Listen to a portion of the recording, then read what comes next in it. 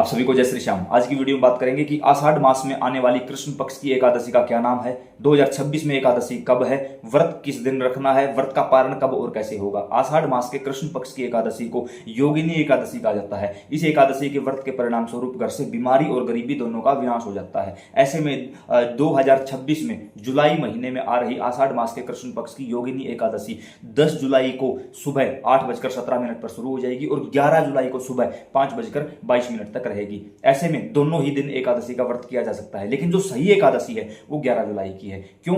जो 10 जुलाई की एकादशी है वो 10वीं युक्त एकादशी है और जो 11 जुलाई की एकादशी है वो द्वादशी युक्त एकादशी है। पहली बात, 11 जुलाई को आप व्रत करोगे तो जो सूर्योदय के समय से लग रही है वो एकादशी है। दूसरा, द्वादशी युक्त एकादशी है। तो दोनों ही मामलों में जो 11 तारीख को शनिवार के दिन व्रत किया जाएगा वो सर्वश्रेष्ठ व्रत माना जाएगा, इसी दिन व्रत माना जाएगा। बाकी आप 10 तारीख को भी व्रत कर सकते हो। सुबह स्नान आदि से निवृत्त होकर अपने ठाकुर जी के मंदिर में बैठिए।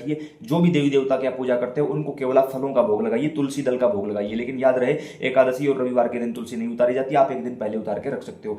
आपका व्रत हो या ना हो, आपके देवी देवताओं का व्रत होता है तो केवल फलों का भोग लगाइए, दूसरा कोई भी भोग नहीं लगेगा तुलसी दल के साथ। जो भी आपको आता है, चालीसा, चौपाइया, आरती, स्तुति, कुछ भी आता है वो ठाकुर जी के सामने बैठकर ठाकुर जी को बता दीजिए। उसके बाद आप अपने कामों में लग जाइए। जैसे जैसे आप कोई भी काम कर रहे हो वैसे वैसे ठाकुर जी का नाम जप मानसिक रूप से कर सकते हो। आसपास कोई मंदिर है तो वहां भी जा सकते हो। दिन में आप फलाहार कर सकते हो। काफी लोगों ने ये भी कहा कि हमारी डॉक्टरी दवाइयां चल रही है तो आप 2-3 बार फलाहार करके अपनी दवाइयां कंटिन्यू रख सकते हैं, क्योंकि कहीं ना कहीं शरीर का स्वस्थ होना बहुत जरूरी। शरीर ही साथ नहीं देगा तो कैसे व्रत कर पाओगे। आपको कोई भी दोष, कोई भी पाप नहीं लगेगा किसी भी प्रकार से। आप ये सेवा कर सकते हो। रात जब सुबह ठाकुर जी को भोग लगाओगे उस समय व्रत की कथा सुननी है, रात्रि काल में व्रत की कथा सुननी है और सुबह जब व्रत का पारण करोगे तब व्रत की कथा सुननी है। वो कहां से सुने? जिस YouTube चैनल पर आप इस वीडियो को देख रहे हो, आपका अपना YouTube चैनल है, आप श्याम परिवार का हिस्सा बन सकते हो। इस YouTube चैनल पर एकादशी से एक दिन पहले रात को 8 बजे और एकादशी वाले दिन सुबह 6 बजे व्रत की कथा डाल दी जाती है। आप डायरेक्ट सुन सकते हो, या फिर आप डायरेक्ट YouTube पर सर्च करो योगिनी एकादशी व्रत कथा अशोक कुमार वीडियो। कोई भी नाम लिख के आगे लिखोगे ना अशोक कुमार वीडियो, हमारी उसी टॉपिक पर वीडियो आपके सामने आ जाएगी। लगभग हर टॉपिक पर वीडियो बना दी गई है। आप देखो, तुरंत प्रभाव से रिजल्ट भी मिलेगा आपको।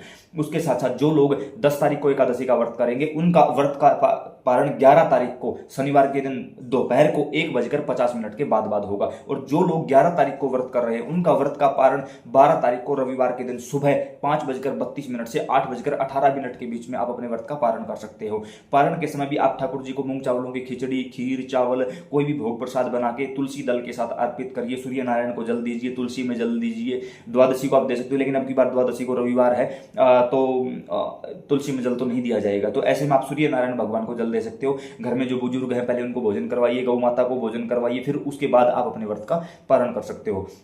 या फिर डायरेक्ट आप YouTube पर सर्च कर सकते हो कि द्वादशी का पारण कैसे करें अशोक कुमार वीडियो, एकादशी व्रत कैसे रखें अशोक कुमार वीडियो, उसमें हमने सब कुछ करके दिखाया हुआ हो। तो उम्मीद करता हूं जानकारी समझ और पसंद आई होगी। अन्य प्रेमियों के साथ इसको जरूर साझा करें। जय श्री श्याम।